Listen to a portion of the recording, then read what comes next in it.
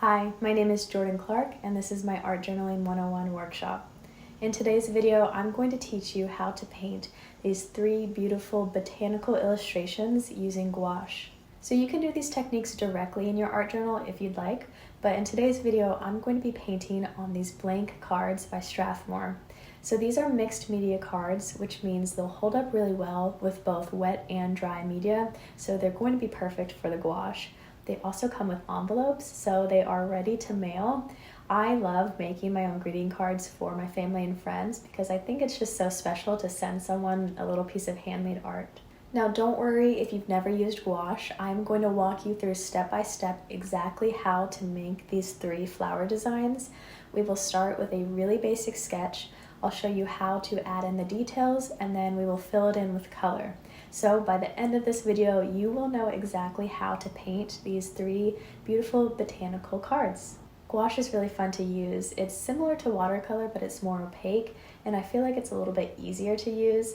So in this video, I will show you all the basics to get you started with gouache. For this video, we'll only need a few colors of gouache, so I'm using this Maimeri primary set, which comes with cyan, magenta, yellow, white, and black. And with just these colors, we can mix all of the different shades that we need for these flower illustrations. So let's jump into the video. I'll start by showing you all of the supplies that we'll need. So the supplies you'll need for this project are a set of 𝗪𝗏𝗻's mixed media cards, the Maimeri primary set of gouache, a paint palette, a cup of water, 2 Princeton Velvetouch paintbrushes, specifically a round number 3 and a Filbert number 4, a drawing pencil, an eraser, and also a black felt tip pen. Let's get started. The first flower we're going to draw is a wild rose. I'm starting with a super light pencil sketch just to get the general shape down. So draw a loose circle for the flower, then add a stem and a few oval shapes for the leaves. There's no need to be really detailed here. We're just trying to get a very basic layout for this flower so that you have the correct placement on your card. And you can adjust the shapes as needed, like I'm doing, going back over them, just so I can visually see where everything is going to be laid out. You should have a quick sketch that looks something like this. Now we're going to add in a few more details, starting with a small circle for the center of the flower, and then some even tinier circles around the center, which will be the ends of the stamen. From there, I'm going to start adding in the petals. I like to keep my hand really loose because the petals don't need to be perfect. In fact, I think they look a bit better with some variation and slightly jagged edges. So use the big circle as a guide and draw in 5 petal shapes.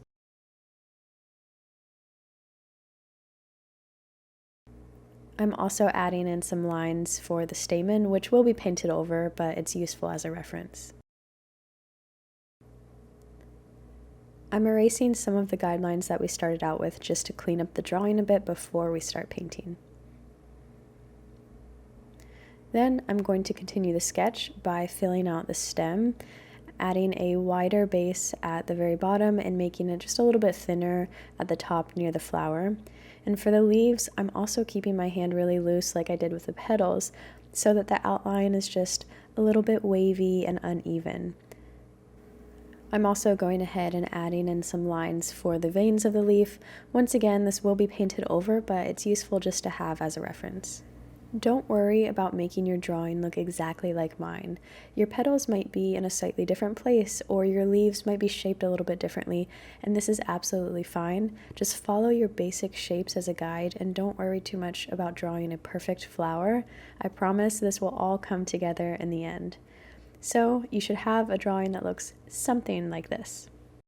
Next, it's time to mix some paint colors. We'll be using the same color palette for each flower, so I'm going to go ahead and mix enough of each color to use with all 3 illustrations, starting with a light pink shade. So this has a base of white, and then I'm adding just a bit of magenta and yellow.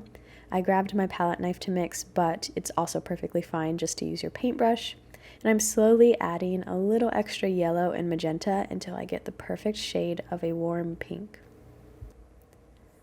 Then I'm going to save some of that pink in a separate well on my palette and add some more white to make a lighter shade of pink, but still save that original darker color.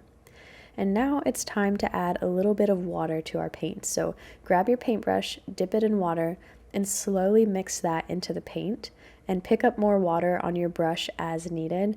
We're trying to create a consistency similar to melted ice cream. That's the best way that I can describe it. So you want your paint to be wet enough that it easily glides over the paper, but not too much water that the color starts becoming transparent. Next, I'm going to mix the green colors, starting with a base of yellow and slowly adding just dots of blue and magenta to create a really nice earthy shade. I added just a bit of white to slightly lighten this color. And then, just like with the pink, I'm going to scoop out some of this green to create an even lighter shade. And now that those colors are finished, I'm just going in with my paintbrush to add a little bit of water until the paint reaches that perfect consistency.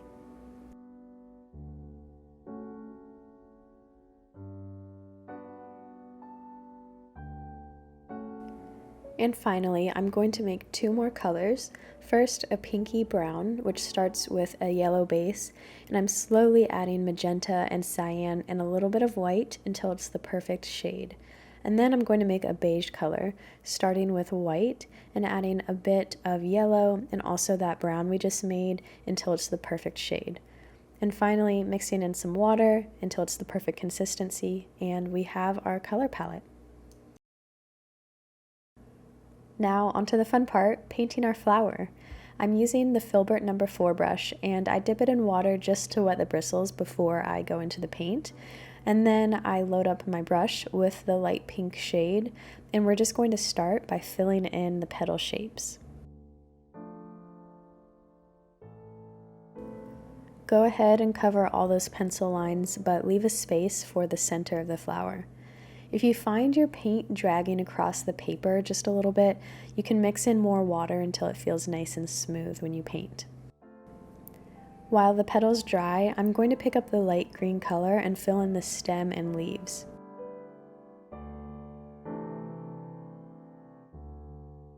Then I'm going to switch to the round No. 3 brush to start adding in some of our details. I'm loading this brush with the dark green color and adding this to places where there might be shadows, like right under the flower, along the sides of the stem, a few blobs on the leaves. If you add too much dark green, just grab a little bit of your lighter shade to go back over it, so don't worry about making this super perfect. I'm also adding some of the beige as a highlight on the leaves and also just a bit on the stem. Then, to add details to the flower, I'm switching back to my Filbert brush and taking the dark pink to add some shadows to the petals. I'm also adding a little bit of beige to the ends of the petals just for some variation in the color. And don't worry about being too perfect with your color placement. When we do the outline at the end, it will pull all of this together and make it look great. Next, I'm taking my brown color to add those tiny circles for the stamen. And finally, for the center of the flower, I'm going to quickly mix a golden yellow color. So I grabbed an extra paint palette, and with yellow and just a dot of magenta, I can make this really nice warm yellow. Lastly, once the green dried on my paper, I realized the dark shade wasn't quite as dark as I wanted, because oftentimes there is a color shift with gouache from when it's wet to when it's dry.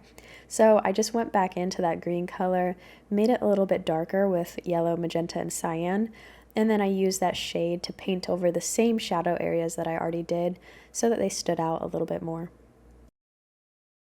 And now, to finish off this painting, I'm switching back to my round brush and picking up the light pink, and I'm going to draw in these little stars and dots in the blank space around the flower. I feel like this just helps to balance the white space on the card in a really nice way, and it just makes the illustration a bit more interesting.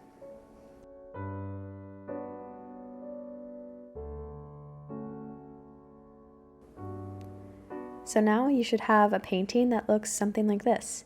And we need to let this dry completely before we move on to the last step, which is the outline. After drying, I'm using an eraser to remove any leftover pencil marks that are still peeking out from under the paint, and then I'm taking my black felt tip pen and tracing an outline of the flower. Just like with painting, keep your hand really loose and don't worry about perfect lines. Don't worry about following your painted shapes exactly. It looks better if it's not a perfect traced flower. I'm also adding in some extra lines for shadow and texture along the edges of the petals and emphasizing the darker paint blobs that we added with some pen marks. I'm doing the same thing for the stem and leaves, creating a loose outline and adding lines here and there for texture.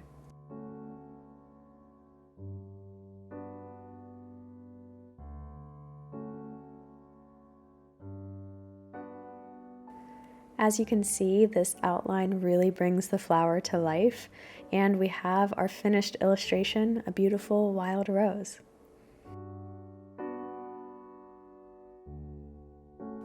Next up, we're painting a dogwood branch. Once again, I'm starting with a very light pencil sketch, and first just getting the general shapes in the correct place. Just draw some blobs where you want the flowers, some lines for the stems, and ovals for the leaves. You should have a quick drawing that looks something like this, and now we can go in and add some details.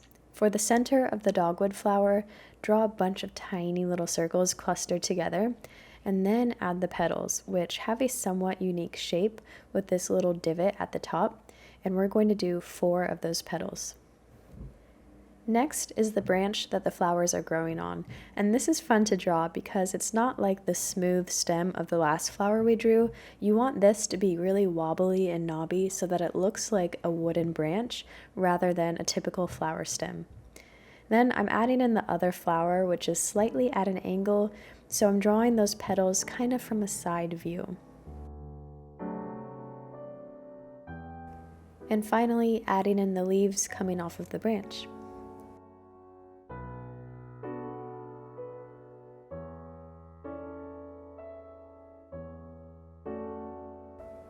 And you should have a drawing that looks something like this.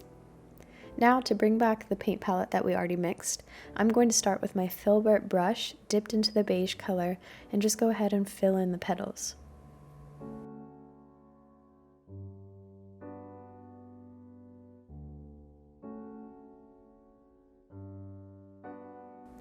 Then I'm using the light green to fill in the leaves, and just like with the last illustration, I'm using the darker green to add the shadows and a few little details. And then of course I'm taking the brown color to fill in the branch.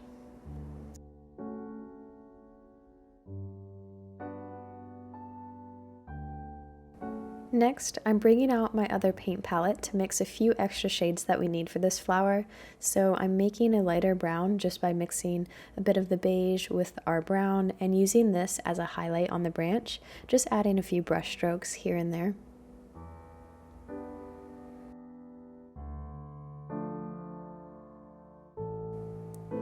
And then I decided to go back over the shadow areas on the leaves with the dark green just to make them stand out a little bit more. Next, I'm adding more beige to that light brown color that I just made to create a shadow color for the petals. And I'm adding this in a few quick brush strokes around that little divot at the top of the petal, as well as coming out from the center of the flower just to add some depth there. Again, I'll remind you that you don't need to be super precise about where the shadow and the texture goes. Your flower might be looking a little flat at this stage, but the pen outline that we do at the end will really help to bring this to life.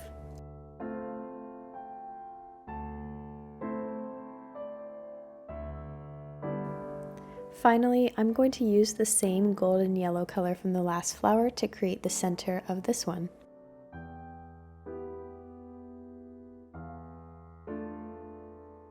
And then to finish off, I'm using the light pink with my round brush to add those same stars and dots around the blank space on the card.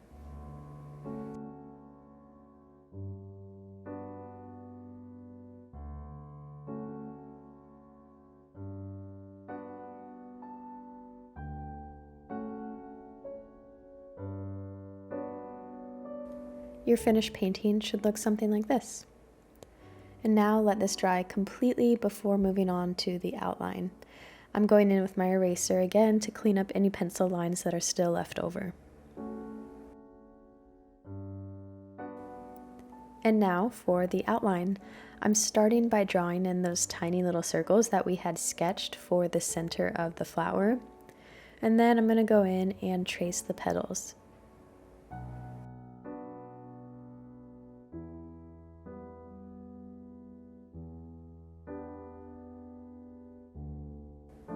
I'm adding some little lines at the top of the petals to emphasize that small divot, and then some other marks to show texture and shadow, just following the shape of the petal. And I'm going to do the same for the other flower.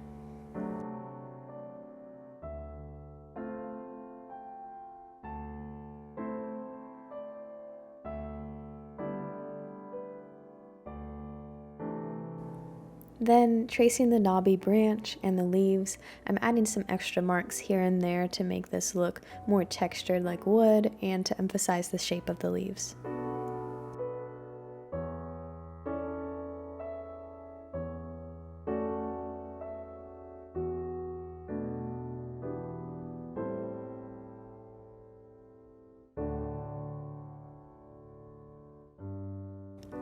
And here is our finished dogwood branch. And the last card that we're going to paint is an alpine buttercup, but I've decided to change the color from yellow to this beautiful pinky red. So just like with the last two illustrations, start with big blobby shapes to get the placement of the flower on the card. You can follow what I'm doing to get similar shapes and placement on your paper.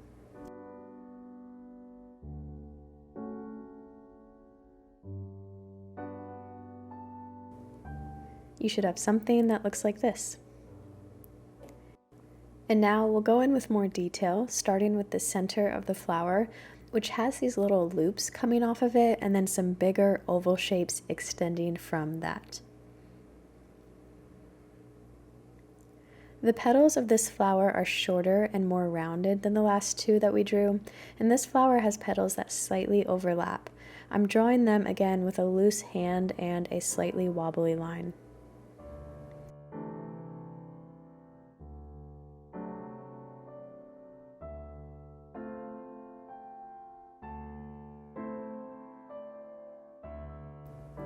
I'm drawing the second flower at a side angle similar to the last one that we just did.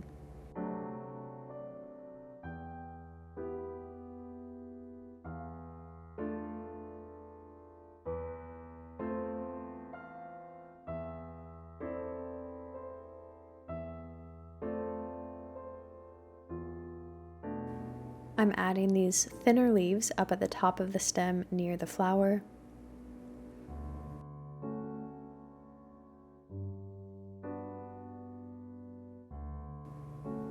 The other leaves on the stem are slightly bigger and more rounded than those small ones near the flower, and the leaf by the base of the stem has this fun, kind of wavy edge to it.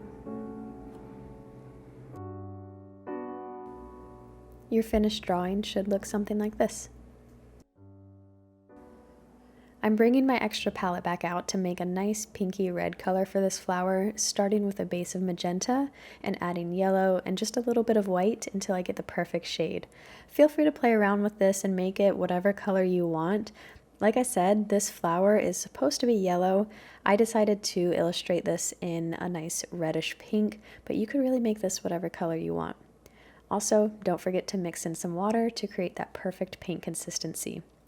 Off to the side, I'm using some of that color on my brush and mixing it with white to make a lighter version, and then also making a darker version by mixing some brown with that red color.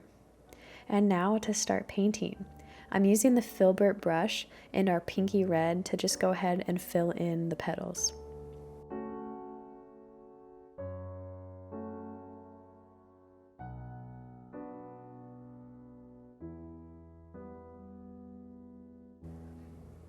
Then I'm taking the lighter shade to add a few highlights to the petals.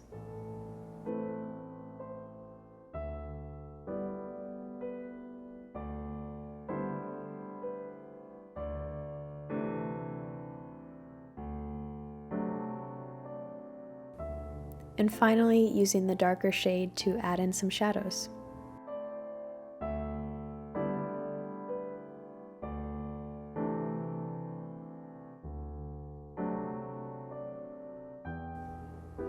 Then with a clean brush, I'm taking the light green to fill in the stem and the leaves.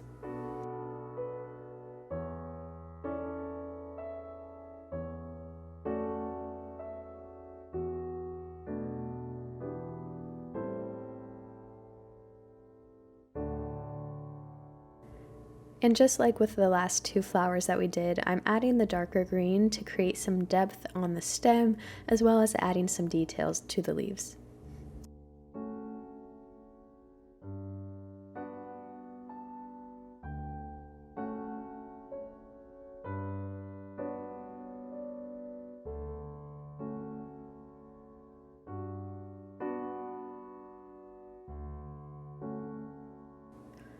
Then I'm switching over to my round brush and picking up the brown color to start adding the details for the center of the flower, making these little marks for those shapes coming out from the center.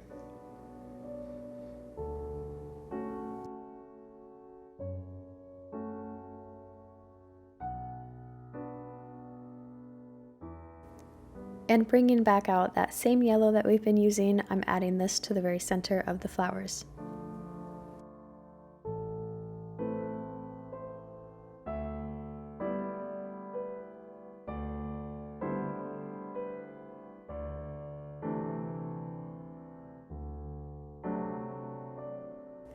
And lastly, of course, I'm grabbing my round brush and using the light pink to add the little stars and dots around the painting.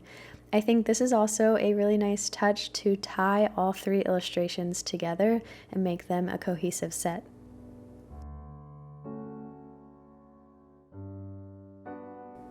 And your finished painting should look something like this. So once again, let it dry completely and then erase any leftover pencil marks. And then grab your black pen to add the outline and the details of this flower. Follow some of the highlights and the shadows to make these little marks that kind of show the shape of the petal and add a little bit more dimension. If you enjoyed this process and the style of painting these flowers, I would encourage you to try this same technique to illustrate other things in your art journal. You can do the same thing that we did for these flowers and apply it to whatever subject you want. I love using gouache to create a base painting and then taking other materials like our pen or even like colored pencils to draw on top and add a lot of fun texture and detail.